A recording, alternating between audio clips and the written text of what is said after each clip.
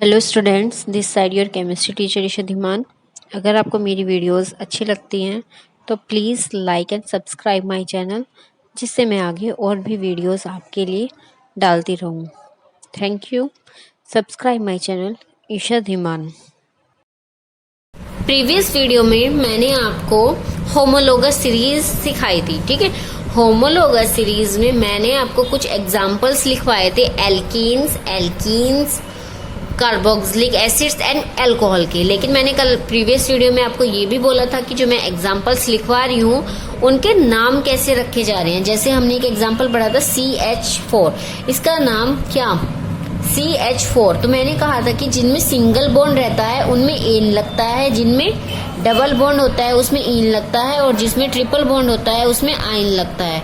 ठीक है, तो ये वाली बात मैंने कहा था कि मैं आपको एग्जाम्पल्स के बॉन्ड भी बना करके दिखाऊंगी, जिससे आपको क्लियर हो जाए कि हाँ ये इसलिए ही लग रहे हैं। ठीक है, तो फर्स्ट में मैंने एग्जाम्पल लिखवाया था CH4 और मैंने इसका नाम आपको बताया था मीथेन। ठीक है, अब ये मीथेन एन क्यों लगा, क्यों, कैसे पता चलेगा हमें कि इसमें सिंगल बॉन्ड है। तो कल मैंने आपको बॉन्ड के बारे में मैंने बताया था। वैसे ये आपके सिलेबस से ज्यादा का है, लेकिन फिर भी मैं आपको एक बार समझा रही हूँ जिससे आपका ये डाउट भी क्लियर हो जाए। ठीक है, तो हम 11th क्लास में पढ़ते हैं कि जो बॉन्ड होते हैं वो कैसे बनते हैं, वो ऑक्टेट रूल को कंप्लीट करके बनते हैं। ठीक है, कि कार्बन है जो या हाइड्रोजन है उसकी लास्ट क्लास में 8 इलेक्ट्रॉन्स होने चाहिए। अब हाइड्रोजन की लास्ट क्लास में 2 इलेक्ट्रॉन होने चाहिए, हमेशा ये कंफर्म होता है, और कार्बन में 8 इलेक्ट्रॉन्स होने चाहिए। आपके लिए इतना ही जानना काफी है। वैसे तो एक डिटेल में है, मैंने वीडियो डाली हुई है 11th क्लास में, लेकिन आपके लिए, आपकी क्लास के लिए 10th के लिए इतना ही काफी है जानना। ठीक है, तो मैं आपको सिर्फ बॉन्ड बना करके दिखाऊंगी सभी के, जिससे आपको इनके नेम क्लियर हो जाए कि हाँ इसी वजह से, इन्हीं बॉन्ड की वजह से इनके नाम के आगे एन लगा है। ये मैंने meth, eth, pro, but, pent, hex, hept, oct non, deca, ये तो मैं कल आपको समझा चुकी हूँ कि ये कैसे होता है ना। अब ये एन, ईन और आइन का फंडा आपको समझा रही हूँ मैं कि ये कैसे होगा। CH4 है, हमें पता है कि एक कार्बन है और एक कार्बन के साथ में 4 हाइड्रोजन जुड़े हुए हैं, इसलिए CH4 बन रहा है।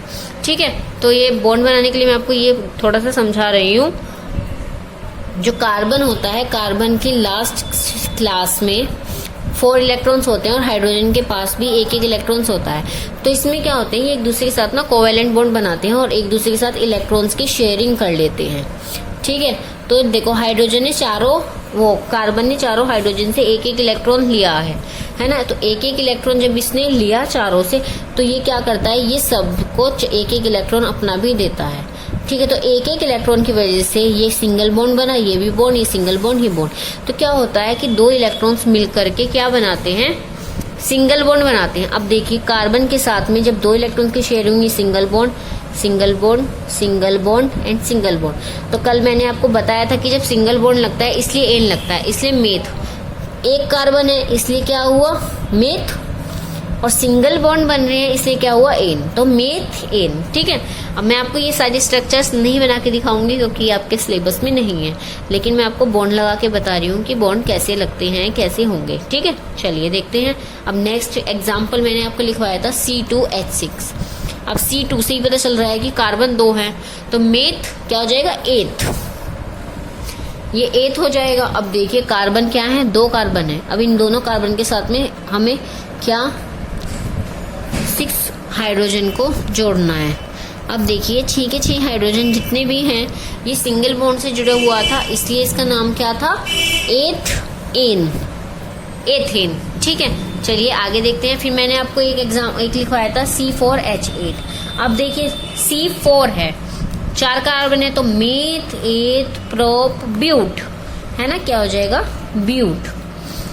नाम मैंने इसका ब्यूटेन बताया था। अब देखते हैं 4 कार्बन, इसके भी सिंगल बॉन्ड बन सकते हैं या नहीं। 1, 2, 3 एंड 4, ये सब सिंगल बॉन्ड से जुड़े हुए हैं। H कितने हो गए हाइड्रोजन, 3, 4, 5, 6, 7 एंड 8।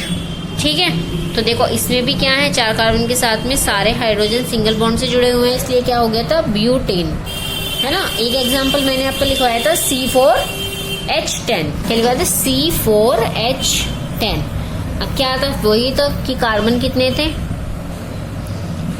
4 थे, है ना। अब ये क्या हो गया, ब्यूट हो गया। अब देखते हैं कि जो 10 हाइड्रोजन है वो इसके साथ में कैसे सिंगल बॉन्ड से जुड़ सकते हैं या नहीं।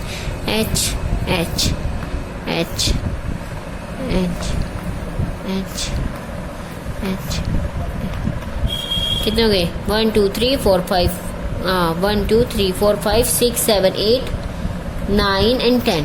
अब देखिए, अब एक चीज देखिए आप, ये कार्बन है, इस कार्बन ने एक इलेक्ट्रॉन 4 इस पे थे, है ना, 5 6 7, एक इससे ले लिया 8 हो गया। फिर ऐसे ही 1 2, ठीक है, एक इससे ले लिया 3 4 और 4 इस पे थे 8 हो गया। फिर ऐसे ही ये 8 हो गया, फिर ऐसे ही ये 8 हो गया और ये भी, तो ये भी क्या हो जाएगा ब्यूटेन, है ना। तो ये इस टाइप से मैंने कल आपको थोड़ा सा इसलिए ही बोला था कि मैं आपको ये सारे बना के बताऊंगी। अब देखते हैं हम ईन वाले, है ना। अब एन वाले तो आपको समझ में आ गए। अब डबल बॉन्ड वाला कैसे बनता है वो समझाती हूँ आपको। बताया था कि ये 3 टाइप्स के होते हैं, लेकिन आपको तो सिर्फ 2 ही टाइप पढ़ने थे, है ना, एन और इन। तो चलिए, अब एक मैंने लिखवाया था आपको एग्जांपल C2H4, इसका नाम लिखवाया हुआ है एथीन, ठीक है। तो ये इन क्यों लगा, चलिए इसकी भी स्ट्रक्चर बना के दिखाती हूँ। 2 कार्बन है, 2 कार्बन के साथ में कितने 4 हाइड्रोजन्स जुड़े हुए हैं, ठीक है, ये 4 हाइड्रोजन्स जुड़े हुए हैं।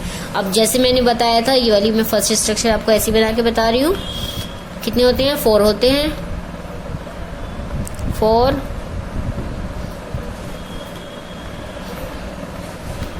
5 कर दिए मैंने, ठीक है। तो ये कितने होते हैं 4 होते हैं, कितने होंगे 3 एंड 4 और ये, ठीक है।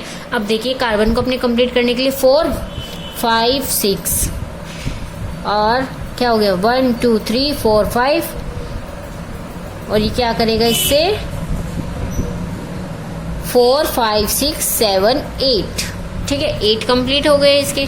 अब देखो इसने इससे 1 लिया है तो ये इसको 1 दे देगा, ये भी इसको 1 दे देगा भाई, है ना।